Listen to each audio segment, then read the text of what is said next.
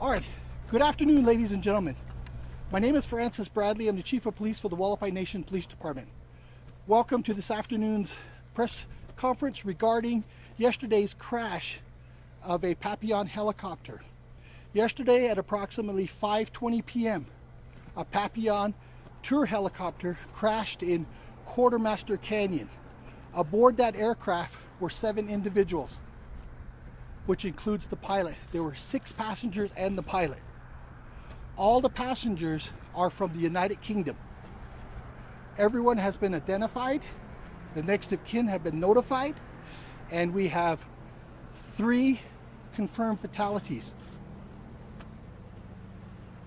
As of 2:06 this morning, our rescue efforts concluded with every one of the survivors being flown out by helicopter to the University of New Mexico, the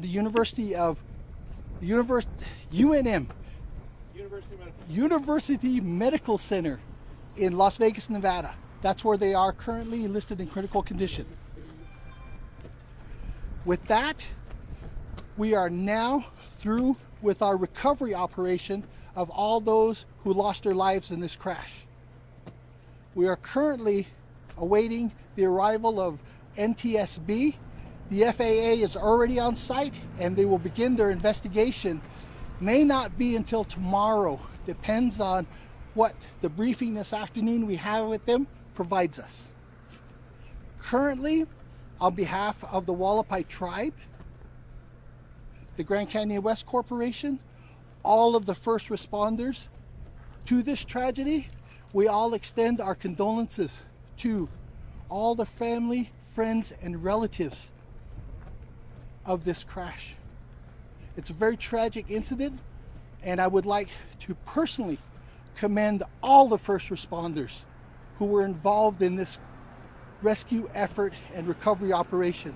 I would like to first of all extend my appreciation to the Grand Canyon Resort Corporation EMTs and paramedics, the Hualapai Tribal Fire Department EMTs, firefighters, and paramedics, as well as the Grand Canyon West security officers and my personnel from the Hualapai Nation Police Department.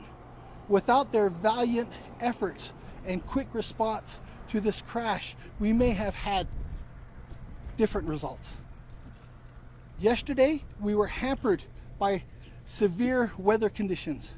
We had gusts up to 50 miles an hour. The terrain where the crash occurred in Quartermaster Canyon is extremely rugged. It's only accessible by aircraft, and our first responders had a 20-minute hike to get to the scene. They were right on. We were notified of the crash at 5:40, and our first responders were on the scene within the first 30 minutes. And we attribute that quick response to what helped save lives. We have no photos or video to share with you. All of those right now that have been taken by our department are for investigative purposes. Right now, we're not ready to release anything. We were assisted greatly and in part by the Arizona Department of Public Safety and a helicopter crew from Nellis Air Force Base in Las Vegas, Nevada.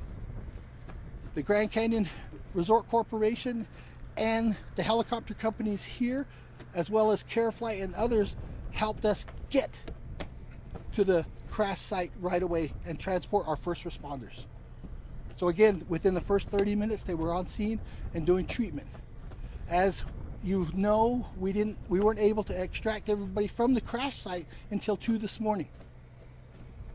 High winds, brownout dust conditions, rugged terrain, and as you know, when you fly in treacherous conditions like this, you have to have special training and special people to handle the aircraft to get to where we need them to go.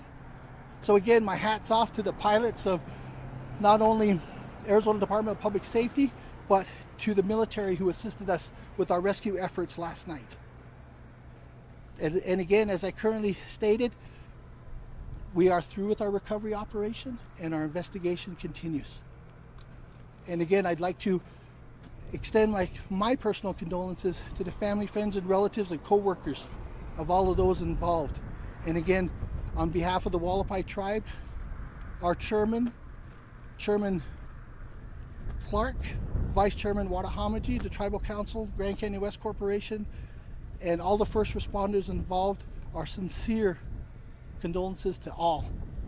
Again, I would personally like to praise our first responders from Mojave County, Air Care, Arizona Department of Public Safety, Hualapai Nation Police Department, Hualapai Fire Department, Hualapai Emergency Services, Grand Canyon Resort Corporation Security and EMS, Mojave Search and Rescue, for all the assistance they provided to us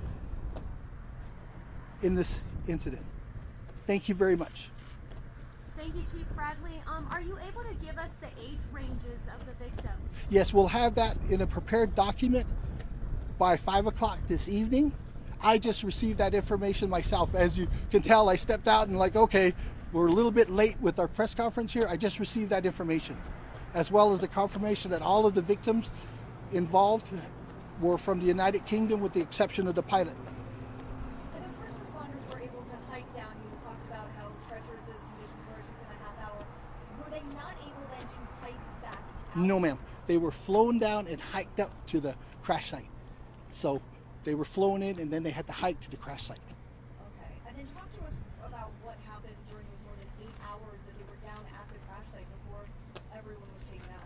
First of all, when you think about that in this situation and where we're at, the first responders had to stabilize all of those victims.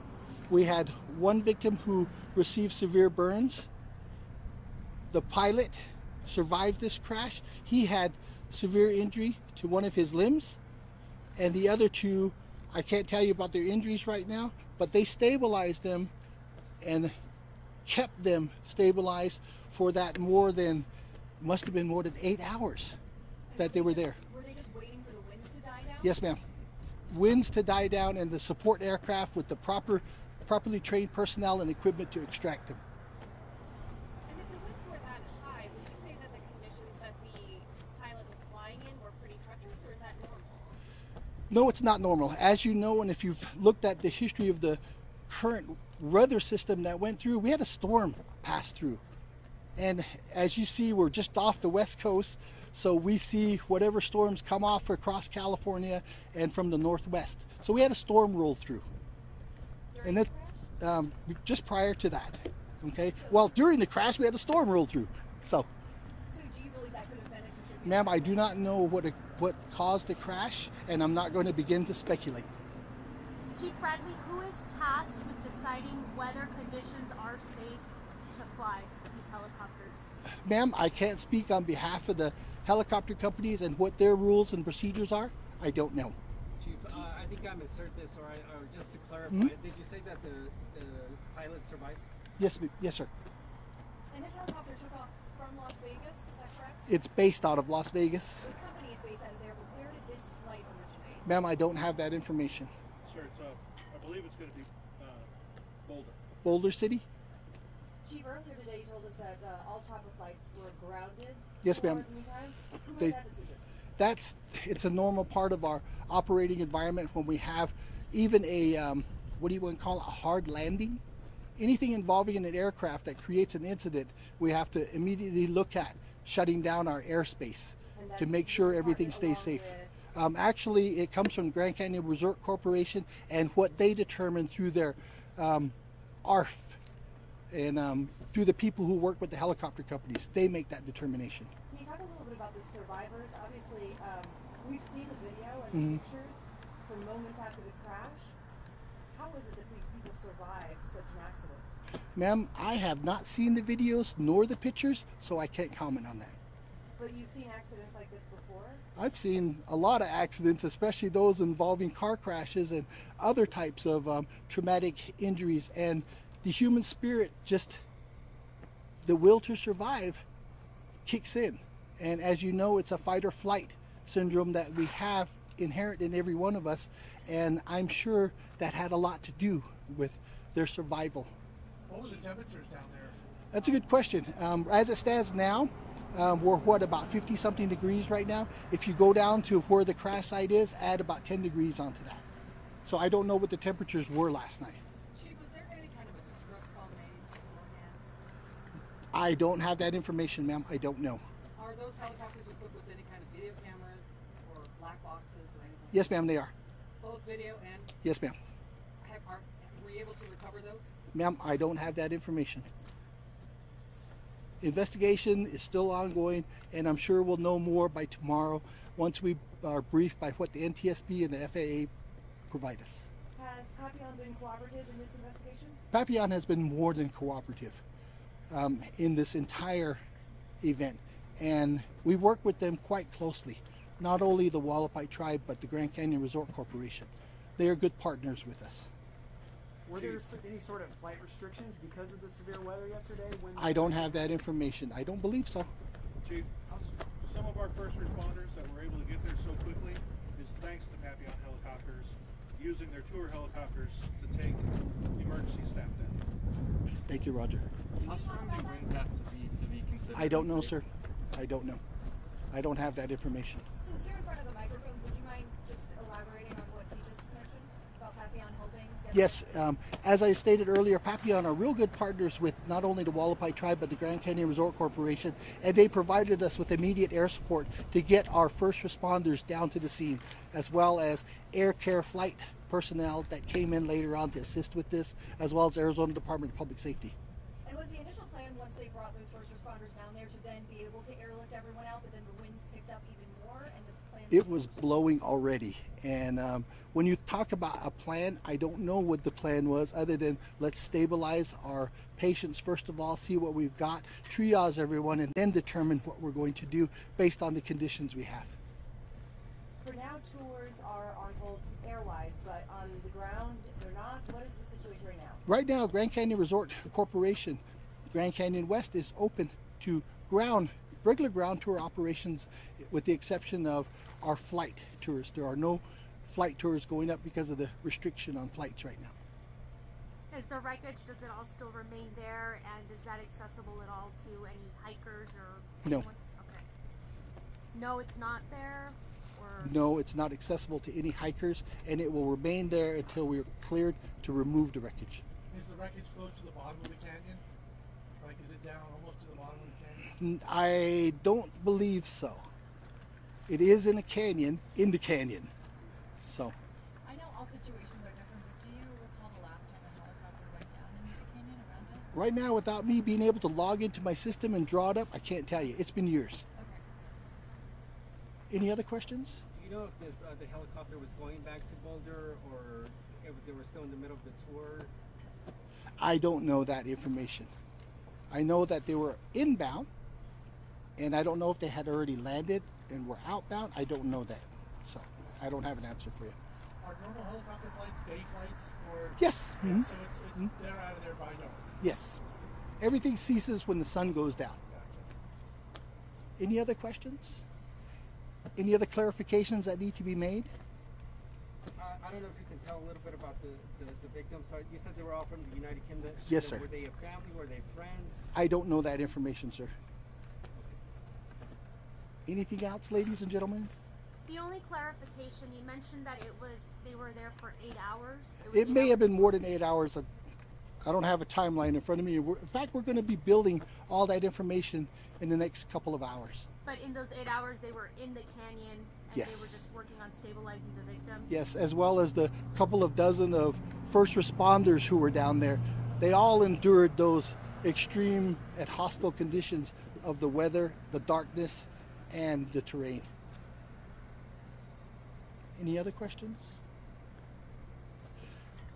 With that, that concludes our press conference for this afternoon, and I appreciate each and every one of you being here and being patient with us as well. I myself was at my home in Ganado, Arizona when all of this took place, and so when you're trying to do media work from 300 miles away, it's extremely difficult, and I appreciate every one of you, and including those in the media, for working with me during that time. And I've never had so many messages, cell phone calls, and text messages on my cell phone. It literally heated up last night and didn't want to work after midnight. So thank you very much, ladies and gentlemen. Thank you. you.